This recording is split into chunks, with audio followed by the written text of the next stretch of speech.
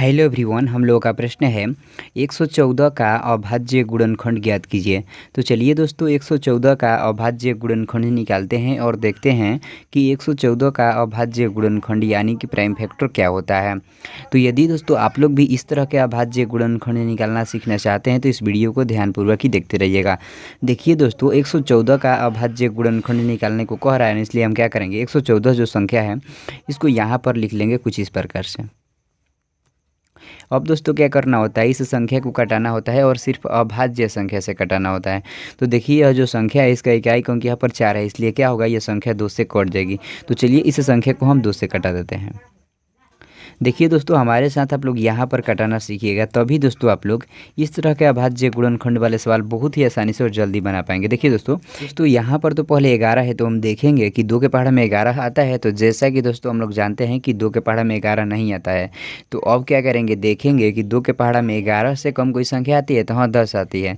इसलिए दोस्तों हम क्या करेंगे, इस 11 को 10 बना देंगे। तो दोस्तों इस 11 को 10 बनाने के लिए क्या करना होगा, इस 11 में से इस 4 के पास 1 भेजना होगा। तो चलिए हम भेज देते हैं। ध्यान दीजिएगा यहाँ पर तो 11 था, लेकिन 11 में से इधर 1 चला गया, तो यहाँ पर कितना हो गया, 10 ना हो गया। अब क्या होगा, ये 10 जो है यह 2 से 5 बार में कट जाएगा, क्योंकि 2 5 10 होता है। देखिए दोस्तों इस 4 के आगे आकर 1 लग गया है, तो 1 और 4 मिलकर कितना हो जाएगा, 14 हो जाएगा। तो अब क्या होगा, यह 14 भी इस 2 से 7 बार में कट जाएगा, क्योंकि 2 7 14 होता है। देखिए दोस्तों यहाँ पर तो 57 आ गया, तो यह अब संख्या 2 से नहीं कट सकती। तो अब हम देखेंगे क्या यह संख्या 3 से कटेगी। तो देखिए दोस्तों 3 से कटने का क्या नियम होता है, यदि किसी संख्या के अंकों का योग 3 से कट जाता है तो वो संख्या भी 3 से कट जाती है। तो चलिए इस संख्या के अंकों को जोड़ते हैं और देखते हैं क्या 3 से कटता है। देखिए इस 5 में इस 7 को जोड़ेंगे तो कितना होगा, 12 होगा। तो देखिए 12 जो संख्या है वो 3 से कट जाता है, इसलिए 57 जो यह संख्या है यह भी 3 से कट जाएगी। तो चलिए इसको 3 से कटा देते हैं।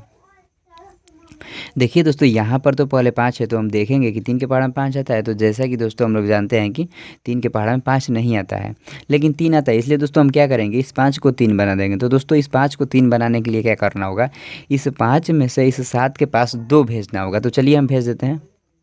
ध्यान दीजिएगा यहाँ पर तो 5 था, लेकिन 5 में से इधर 2 चला गया, तो यहाँ पर कितना हो गया, 3 हो गया। अब क्या होगा, यह 3 जो है इस 3 से 1 बार में कट जाएगा, क्योंकि 3 है कहीं 3 होता है। देखिए दोस्तों इस 7 के आगे आकर 2 लग गया, तो 2 और 7 मिलकर कितना हो जाएगा, 27 हो जाएगा।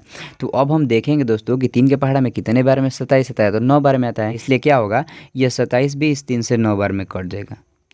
देखिए दोस्तों 114 का अभाज्य गुणनखंड निकल रहे थे ना, इसलिए 114 जो ये संख्या है इसको पूरी तरह से हम अभाज्य संख्या से कटा लिए हुए हैं।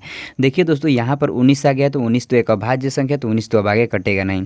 इसलिए दोस्तों अब हम यहाँ पर कुछ इस प्रकार से लिखेंगे 114 बराबर। देखिए दोस्तों अब हम क्या करेंगे, इस सभी को गुणे के रूप में यहाँ पर लिख देंगे। तो चलिए लिखते हैं 2 गुणे 3 गुणे 19। तो देखिए दोस्तों जो यह आ गया ना, 2 गुणे 3 गुणे 19, यह क्या हो गया, इस 114 का अभाज्य गुणनखंड यानी कि प्राइम फैक्टर हो गया। तो आई होप दोस्तों आप लोग इस वीडियो में जान गए होंगे कि 114 का अभाज्य गुणनखंड यानी कि प्राइम फैक्टर क्या होता है।